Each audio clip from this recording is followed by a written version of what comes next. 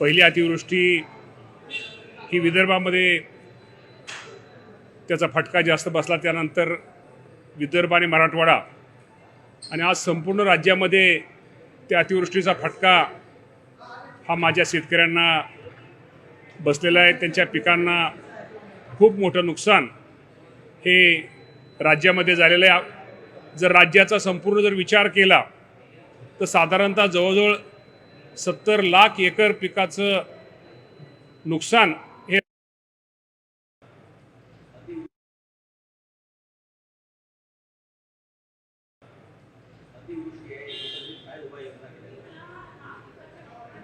आपल्या सगळ्यांना माहिती आहे की मे महिन्याच्या शेवटी मे, जून, जुलै, ऑगस्ट आणि आज सप्टेंबर अखेर या राज्यामध्ये खूप मोठ्या प्रमाणामध्ये अतिवृष्टी झालेली आहे।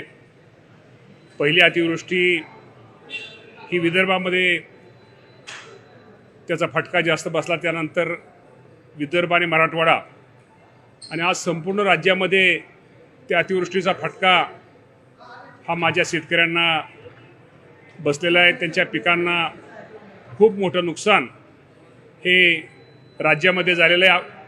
जर राज्याचा संपूर्ण विचार केला तर साधारणतः जवळजवळ 70 लाख एकर पिकाचं नुकसान हे राज्यामध्ये झालेलं आहे। खूप मोठ्या प्रमाणामध्ये त्यांची नदीकाठची, ओढ्याकाठची जी जमीन आहे ती जमिनीची मातीसकट सगळी माती वाहून गेलेली आहे। अनेक पशुधन हे त्यामध्ये त्यांचं नुकसान झालेलं आहे। अनेक घरामध्ये पाणी गेलेलं आहे, घराची खूप मोठ्या प्रमाणामध्ये पडझड झालेली आहे। शाळा असतील किंवा इतर गोष्टी असतील, खूप मोठं नुकसान आहे आणि या नुकसानीचे पंचनामे करण्याचा आदेश या राज्याचे मुख्यमंत्री देवेंद्र फडणवीस साहेब असतील, एकनाथजी शिंदे साहेब असतील, अजितदादा पवार साहेब असतील, हे तिन्ही नेते ह्या संपूर्ण राज्याच्या परिस्थितीवरती लक्ष ठेवून आहेत। सगळीकडे पंचनाम्याचं काम हे युद्ध पातळीवरती सुरू आहे। माझ्या शेतकरी बांधवांना या निमित्तानं मी एवढं सांगू इच्छितो की शेवटी हे निसर्गाचं संकट आहे। शेवटी आपल्या सगळ्यांना याला सामोरं जावंच लागेल, शेवटी धीर धरावंच लागेल। शेवटी या संकटाच्या काळी, अडचणीच्या काळी हे शासन तुमच्या सगळ्यांच्या पाठीमागे आहे। ज्यांचे नुकसान भरपाई झालेली, पंचनामे पूर्ण झालेत त्यांना नुकसान भरपाई दिलेली आहे। अजूनही ज्यांची नुकसान भरपाई देण्याचं राहिलेलं आहे ते सर्व नुकसान भरपाई ज्या अतिवृष्टीमुळे ज्या शेतकऱ्यांचं नुकसान होणार आहे ती संपूर्ण नुकसान भरपाई दिवाळीच्या अगोदर माझ्या सगळ्या शेतकरी बांधवांना दिली जाईल। परंतु शेवटी हे संकट खूप मोठं आहे, त्यामुळे या संकटाला आपल्या सगळ्यांना सामोरं घेऊन मुकाबला हा करणं गरजेचं आहे।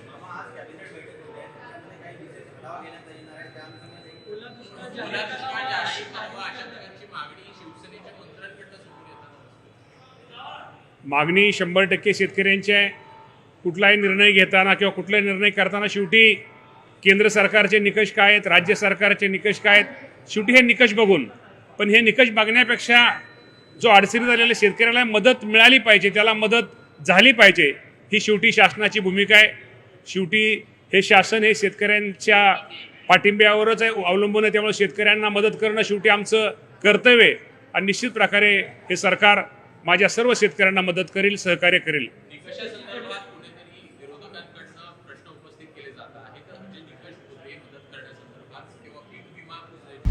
आता isakal.com आहे देशातील नंबर 1 ची मराठी न्यूज वेबसाईट। प्रत्येक अपडेटसाठी isakal.com ला नक्की भेट द्या।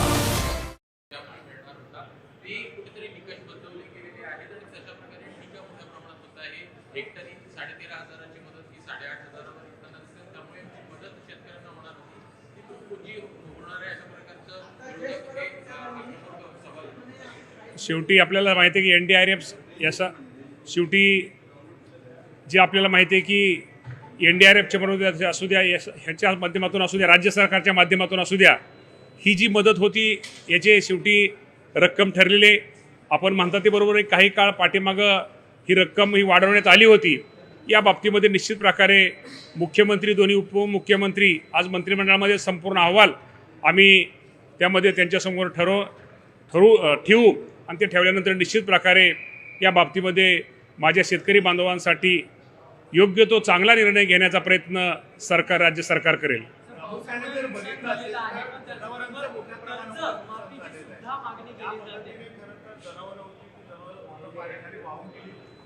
ज्या ज्या जनावरं वाहून गेलेले त्या सर्व जनावरांचे जे जे वाहून गेले त्याची सगळी माहिती ही संकलित केली जात आहे. ज्याची जनावरं वाहून गेलेली त्या सर्वांना मदत केली जाईल.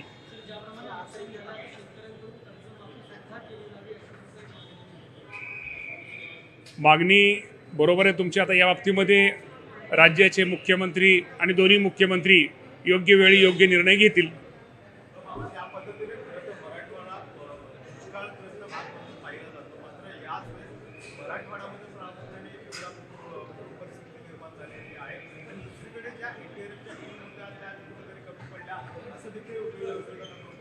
असं कमी वगैरे शेवटी हे निसर्गाचं संकट आहे.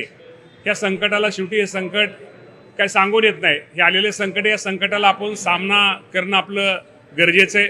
निश्चित प्रकारे मी एवढंच आपल्याला पुन्हा एकदा सांगतो की राज्य सरकार हे संपूर्ण या त्या अडचणीच्या काळामध्ये शेतकऱ्याच्या पाठीमागे उभं राहील. जिल्ह्याने जर माहिती आपण जर केली तर संपूर्ण राज्यामध्ये 70,000 एकर पिकाचं नुकसान झालेलं आहे. आणि त्याचा जर विचार केला तर संपूर्ण सगळ्यात जास्त नांदेड जिल्हा, 2 नंबर सोलापूर, यवतमाळ, धाराशिव, बीड, अहिल्यानगर, वाशिम, बुलढाणा, जालना, हिंगोली, अकोला, साधारण एकूण 30 जिल्ह्यामध्ये याचं खूप मोठ्या प्रमाणात नुकसान झालेलं आहे.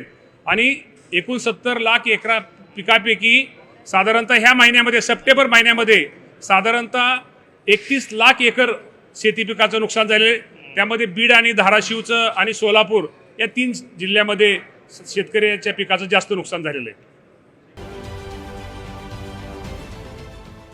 देश विदेशातील प्रत्येक घडामोडींचे लाईव्ह अपडेट मिळवण्यासाठी आता साम टीव्हीच्या सर्व सोशल मीडिया प्लॅटफॉर्मला लाईक, फॉलो आणि सबस्क्राईब करा. तसंच सर्व नोटिफिकेशनसाठी बेल आयकॉन प्रेस करायला विसरू नका.